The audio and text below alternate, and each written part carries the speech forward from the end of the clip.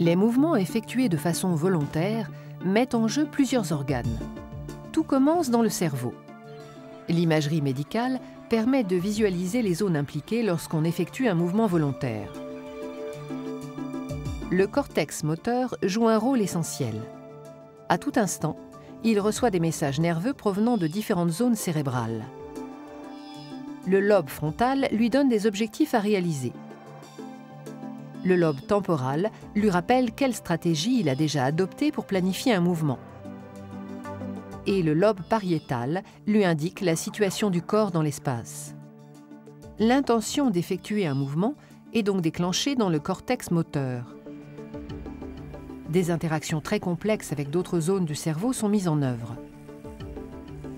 Les ganglions de la base et le thalamus interviennent pour rendre le mouvement harmonieux. Le cervelet joue un rôle primordial dans l'enchaînement et la durée des différentes phases du mouvement à réaliser. Le cortex moteur recrute certains neurones qui iront activer des muscles très précis. Chaque partie du corps est en effet prise en charge par une zone plus ou moins large du cortex moteur. Plus la zone est grande, plus la précision des mouvements est importante. Un neurone recruté dans le cortex moteur comporte un long axone qui se prolonge dans la moelle épinière.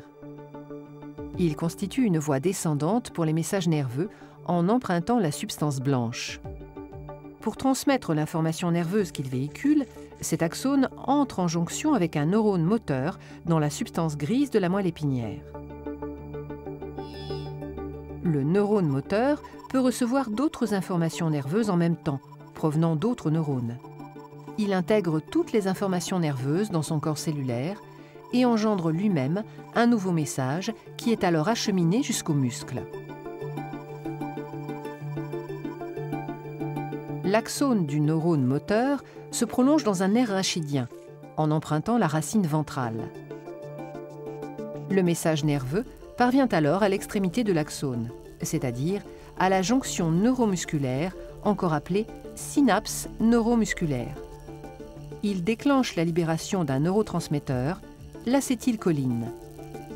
Cette molécule se fixe sur des récepteurs présents au niveau des fibres musculaires. Activées, ces fibres constituent une unité motrice. À l'intérieur, des myofibrilles glissent les unes par rapport aux autres. Ces déplacements engendrent un raccourcissement des fibres musculaires.